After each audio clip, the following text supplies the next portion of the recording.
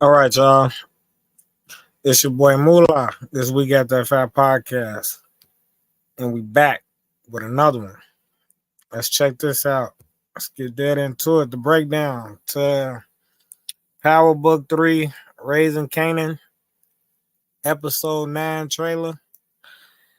It got the breakdowns and clues. There's a couple of things we can try to figure out what's gonna happen by the end of this season. Let's see how this play out. Let's go. My brother needs to be off these streets, and I can't find him. And that's bad for all of us. You're done. I can make phone calls. There's places they can take you. Bombs is f***ing with our investment. Like you saw every murder on the south side. We Say one more syllable.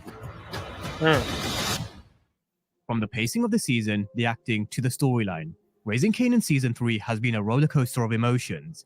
They've been steady putting the chess pieces in place for each and every single character. The foundation of every story arc is in position, and now the question is, how will they end the season? How do they end the story for characters like Uncle Lou? Will he survive, or will Rock do the unthinkable? We all know Lou is becoming a huge liability, and Rock is more than capable. But is it time to say goodbye to one of the Thomases? With business, Rock's made a move to cut Ronnie and Kanan's supply, and it does seem like she is going to continue to ruffle some feathers. But Snaps and Ronnie aren't players who will back down without a fight. Okay, I wonder who he pointing the gun at, right? They reaching for their gun too. So somebody must have came in there important. Who would that be? Probably, would it be Rock again? Or Ronnie? I don't know. I'm not too sure. Probably Ronnie. Okay, then I think the end of episode 10, probably Ghost and Tommy pop up some type of way. I don't know. They probably leading up to a setup or something for them to be in season 4. So they probably introduce them on the back end, episode 10. At least so you can know that when season 4, episode 1 start, you'll probably know they're going to be in there already instead of pop up. But let's keep going. So there's no doubt, they certainly will be hitting back. Jukebox is set to be at a major crossroad with her music career and the military, and I do have a feeling this reaction could be something to do with what she's read in the entertainment section about either her family or the Thomas family, or maybe her music career has taken a turn for the worst. With law enforcement, they're going to be coming down hard both in episodes 9 and 10, but is there going to be a twist to the tale? Will they get their win, and will it be Marvin, or will Captain Beck put the spotlight on Detective Howard? So in this breakdown, we're going to be running through the trailer and all the clues as usual, and what we can expect from Raising Kanan Season 3. Who is these dudes? I don't know who these dudes, Jack and Ronnie. They don't look like no blue. The boys in blue. I'll probably be Snaps people. I'm not too sure. Let's go. 3, Episode 9. Now, the title for Episode 9 is Home to Roost, and the synopsis reads, Ronnie and Kanan's feud with Rock intensifies as Marvin desperately searches for Lou. Famous and Jukebox find themselves at a turning point. Now, what do they mean by Home to Roost? It's a title that suggests a reckoning. It implies consequences of actions, whether they're driven by revenge like Rock taking out Juliana, betrayal like Gerald Moore, ambition from Kanan, and so on. Everything will be coming full circle back home to Roost. For Rock, she's going to have to deal with the aftermath of taking out Juliana, because Ronnie and Snaps will make a move. For law enforcement, Detective Howard's actions could be coming home to roost, because he's not innocent either. There's also Gerald Moore, who's a snitch, a theme of betrayal that could finally be revealed for Marvin. And for Uncle Lou, home to roost could be a whole host of things, but could it even mean that D-Wiz's brother comes back home to try and get revenge for his baby brother's death? So home to roost is the underlying theme that is going to run across the whole chessboard, not just for one particular character, but for every single chess piece in some shape or form. Now, starting with Lou, we know where he is at this moment in time. He's not liking his reflection when he looks in the mirror. He's drunk, he's acting way too wild in the streets, and he's talking a lot. And he's actually very lucky he hasn't come across Ronnie in the streets, because Yeah, they got Lou out here looking like a clown, bro. It's crazy. Uncle Lou, man, come on, man. Put the bottle down, bro. They got him doing extra weird Hey, it is what it is. What y'all think? We'll see. Is his sister gonna do him? No homo? Pause? Or no incest? What would you call it? Whatever. Let's go. because we all know what he thinks about people who talk a lot. Now, he is going to go missing in episode 9, so we've got Rock asking Howard to find him, and the synopsis also teases Marvin will be on the hunt for Lou as well. But this is what Marvin warned Rock in 308. He said their baby brother needs them, and finding Lou should have been the priority before Rock. Setting up Number her one. operation came first. So you see how Marvin and Rock are starting to think a little different. Rock is about money and business. She always has been. But Marvin is thinking family first, loyalty, and being there for his baby brother in a time of need. But Lou being on these streets talking the way he is, it is bad for all of them, including Howard. So he's gonna have to try and work some magic to try and find him, which he will.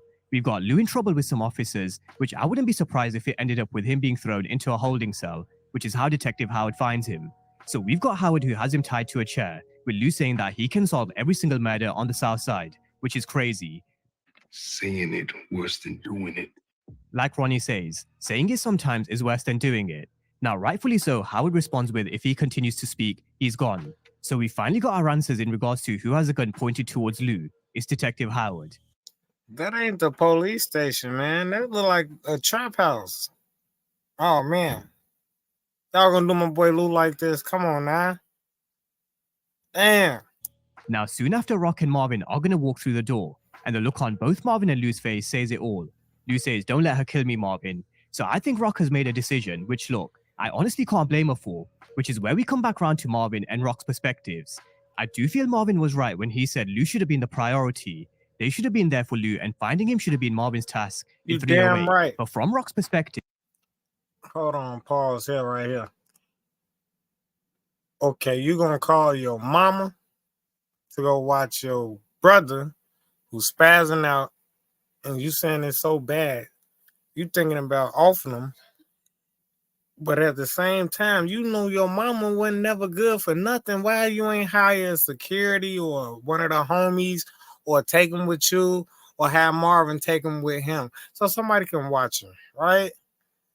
But no, they just had to make it go like this. Beginning of episode 8, he just coming to our house screaming, I am what I am, mama killer, all this. Who's next? Crazy man. Drunk man. Yeah, that's me. But hey, that's what they wrote. That's what we got. So here we go. And if Rock have Detective Ward kill her little brother, I think Marvin probably gone here off Rock and Ward, Detective Ward. I'm just saying, that's my theory. Lou is talking way too much. We can take it all the way back to 301 when he opened up to Kanan about how he was the one behind D-Wiz's death. We then saw his drinking spiraling way out of control, where he then went to Chantel's house to tell her about Scrappy. Most recently, we saw him stumbling over to Rock's house, shouting all sorts for the whole world to hear. Now in 3... Now, that's crazy. That's just mad crazy, yo. They just got Lou out here wilding, bro. 309, we have him saying he could solve every single murder on the south side, and if he's going to continue to be a liability, where he could threaten to bring down the entire house of cards, which could go all the way back to Buck 20's death in 101, I do think he'll have to go. However, this is where we come back to Marvin being family first. I honestly don't think Marvin will let Rock do it. There's no way Marvin stands here and lets this happen. Not after what went down with Scrappy, even if Lou is a liability at this moment in time. So in my particular opinion, I do think Lou will survive.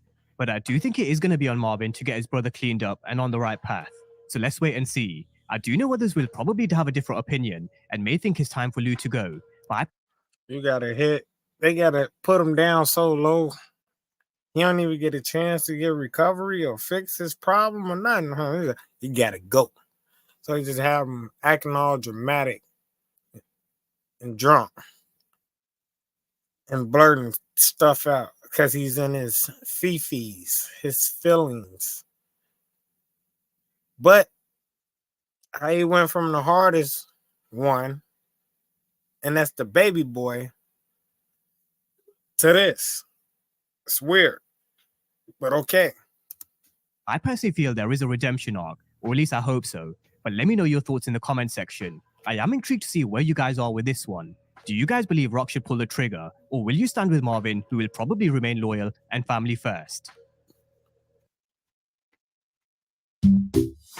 Whether you want to increase sales, generate leads, or build brand awareness, Google Ads can help you drive growth and boost your What up? Now over to business. We've got Rock and Marvin approaching Kanan while he's at school, telling him that he's done, out of business, because He's Rock was the done? one who took care of his and Ronnie's connect, leaving them high and dry. You're done. Out of business. You don't decide, but I'm done. So this is a scene we've actually seen in the season trailer where Kanan will bite back. In the trailer, we've got him telling Rock he can make phone calls and there's places that they can take her. But we're also going to hear him telling his mother she doesn't decide when he's done. Now look, at what point does Rock realize her son is way too far gone? And he's now become the enemy, just like Ghost once said to Tariq. When will Rock realize that she's lost Kanan? Because See, they bring it back. But it's the mother versus the son instead of the father versus the son. Wow. Rock be doing too much. of all bro. her lies and manipulation, or do you guys reckon she's got one final push and she could win Kanan back? I think if we've learned one thing about Rock, she will do whatever she can, putting aside every single move that we've seen her make. In 308, we saw her sending child services to try and bring him back home. She went directly to Snaps and Pop, and then she took out his connect in Juliana. So I do think she'll try and try again, which is She always trying something. Long as it's Rock way, it's the highway. Rock way or the highway. Pick your poison. where maybe this scene could come into play where Kanan is getting kidnapped, because it is a scene we're yet to see which is coming in either in episode 9 or 10. So let's see what Rock's next move is with Kanan, because he's clearly not backing down from his end. Now we've also got Kanan in a meeting with Snaps, Pop, and Ronnie, and the position of everybody around this table is very interesting compared to the last one. In 308, it was Because Ronnie is sitting across from Kanan with Snaps and Pop. So somehow, they questioning him about Juliana, yo. Okay. So it probably look like Kanan is gonna send Ronnie off on Famous. Right? Let's see. is Ronnie and Kanan as partners, but Ronnie isn't sitting by his side anymore. It seems like Kanan is on his own, and maybe because Rock is causing a lot of chaos. Snap says that Rock is fucking with his investment, and that means he's gonna have to get involved, where we see him putting his piece in the air. Although we do have to bear in mind, these trailers for power are very heavily manipulated, so that's just a bit of caution on that front. But either way, Right. Snaps will have to make a move, because Rock is gonna go from strength to strength. And that's funny. He named Snaps and she named Pops. You would think it'd be the reverse way around, right? They just be doing stuff, man. Do what they want. And maybe even with the help of the Colombians. We've got Joaquin intercepting Ronnie, which is no doubt because of the move he made with Juliana behind his back. So maybe Rock might find that her and the Colombians have a common enemy. Either way, this war really is heating up in Southside. Oh, that's the mafia. The Italians, the mafias, whoever they is. That's Juliana Peoples. But Juliana cousin had let Rock get the green light to go to do what she did to Juliana. So hey, let's see how this plays out. Jamaica Queens. Now, elsewhere in the trailer, we also have Jukebox, who doesn't seem too happy. She's also sporting the very same braids that we used to see Jukebox have in the old Power. So are we going to see a turn with a character? I think we just might, and it could be for a few reasons. If something happens with Marvin with law enforcement and he goes down, that leaves Duke on her own again. Gerald could write an incriminating piece in the paper, and Crystal could have stolen the lead role with the girls group. So let's see what's ruffled Duke's feathers in 309, and where they also take a storyline with the military. With Famous, what he's doing back at the crib, I'm not too sure. Here we go. Maybe he's realized he's forgot to pack something, so he's come back. Or maybe Rock has put him up to trying to talk some sense into his best friend, who knows. But if I were in his shoes, whatever it is, it ain't worth it. He should have stayed at home or at Cafe Vu, because he's about to come face to face with Ronnie, who won't be in the best of moods after he finds out about Juliana. So just like... See, That's the crazy part right here. Like, who pointed the finger to Famous for Ronnie to even think this, yo? It's crazy. I think he got to do something with Rock. Rock be the only crooked one that do everything behind everybody back and cover it up. like Duke, he's going to find himself at a bit of a crossroad. So let's see where they take his story arc going into the home stretch. And so with all of that being said, that's a breakdown of the trailer for the penultimate episode of Raising Kanan Season 3. So let me know your thoughts and predictions down below. Well, they all have it. It is what it is. It ain't what it ain't. It is what it's going to be is what it's going to be. So, with that being said, I told y'all how I feel. What was my thoughts, my theories, what I think going to happen next. And with that being said, guess what? I'm out.